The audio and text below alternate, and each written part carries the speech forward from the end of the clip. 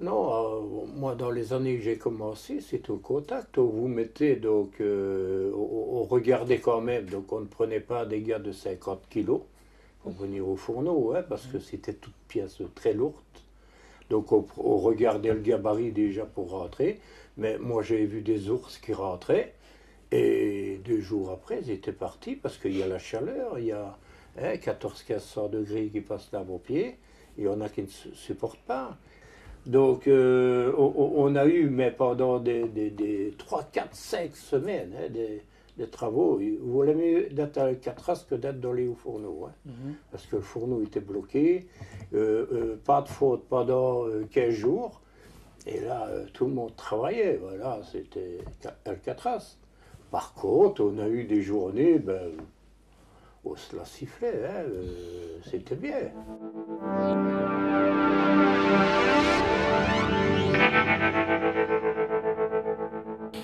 Mais quand ça casse, on se retrouve tous à essayer de résoudre le problème. Et là, on sent vraiment cette cohésion, cet esprit d'équipe qui chacun donne ce conseil, où chacun essaye d'aider l'autre pour essayer d'avancer. Donc c'était vraiment les moments que je préférais, je dis. C'était ça, quand on cassait dans un endroit où, donc quand on dit casser, on cassait la bande. Hein, et alors il fallait rejoindre les deux bouts, c'était pas évident.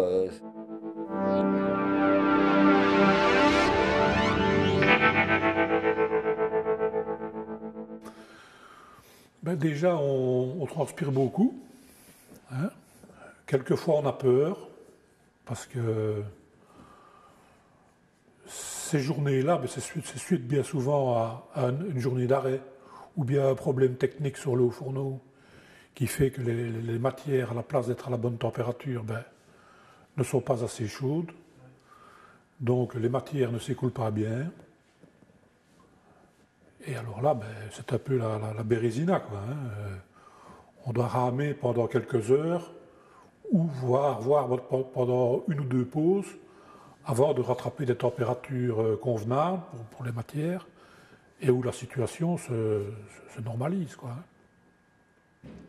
Alors là, ces journées-là, on peut dire qu'on gagne notre argent à la sueur de notre front, quoi.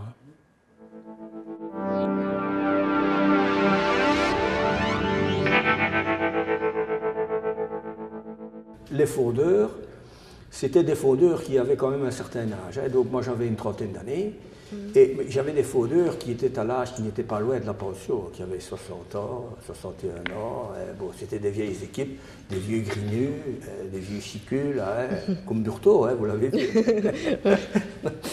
Et alors, ce n'est pas facile à un opérateur, parce qu'il est responsable de son plancher, ce n'est pas facile à un opérateur de donner un ordre, étant donné l'âge que j'avais, à une personne qui était à 1 an ou à 2 ans de sa pension, parce que c'était des fins limiers, c'était des gens qui connaissaient leur travail sur le bout des doigts, ils avaient eu tous les problèmes.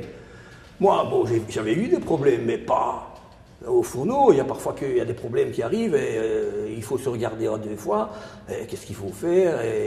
Mais eux, au nombre d'années qu'ils avaient presté, automatiquement, ils étaient. Alors que j'ai changé de technique et j'ai regardé dans l'équipe le fondeur qui était le plus influent.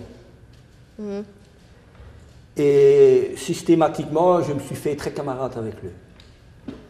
Et alors automatiquement, quand j'avais quelque chose à faire, j'allais trouver cette personne-là, je lui aurais dit, il faudrait peut-être faire ça, il faudrait peut-être faire ça.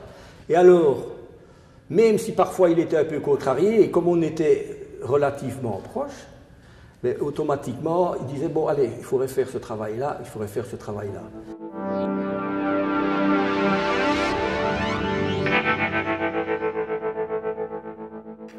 C'est une impression relativement difficile. À l'époque, l'ambiance de travail était relativement brutale. Les anciens ingénieurs étaient relativement rustiques. Et pour un jeune arrivant en sidérurgie, on était relativement surpris des contacts relativement rudes qu'il y avait en sidérurgie à l'époque, tant avec la hiérarchie qu'avec le social. Je suis arrivé en sidérurgie dans les années 60. Souvenez-vous, c'était juste les grandes greffes. J'ai donc vécu en arrivant les grandes greffes et j'ai été baptisé avec les grandes greffes à l'époque.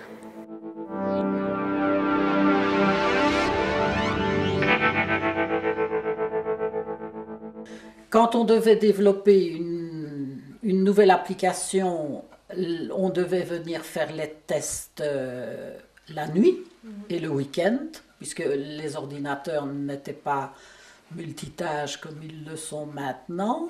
On pouvait demander 1 heure ou 2 pour, au début, faire les tests des programmes, mais après, quand on devait faire le test complet, là, on venait la nuit. Il faut reconnaître que quand on était dans un service où il n'y avait que des hommes, quand c'était le Tour de France, nous avions toujours facilement des heures de test disponibles. Ça, oui, ça c'est un souvenir que j'ai. Quand il y avait des grands matchs de foot, là, nous pouvions avoir l'ordinateur sans problème.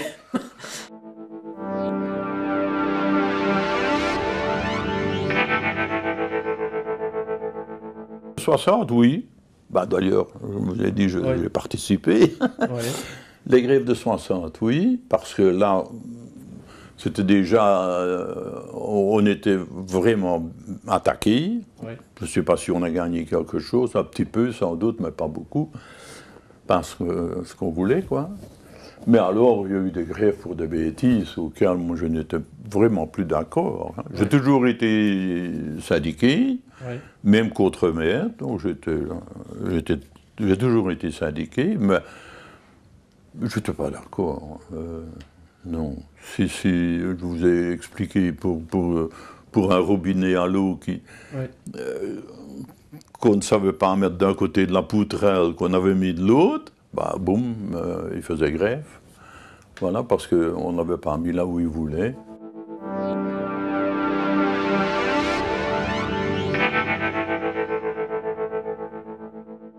On supprimait par exemple 2 dixièmes heures à quelqu'un parce qu'il était arrivé en retard ou parce que ceci et ça. Chef, tu remets les heures, tu remets les 2 dixièmes? Non. Ah bah, je joue belote. Hein. Montez dans le réfectoire, je fais belote, on perdait 8 heures. La pause qui nous suivait, pourquoi faites-vous grève? Fais pas grève, on est en arrêt de travail. Oui, parce qu'on a bougé autant de temps, tel. Ah bon? Et qu'est-ce que vous faites? On continue, hein? 24 heures de grève, mais pour des conneries. Dans le fond, pour des conneries. Mais on était jeunes, on avait quoi, 22, 23, 24 ans, ça s'est attaqué. Hein. Mais au départ, pour rien, c'était une grève. Hein.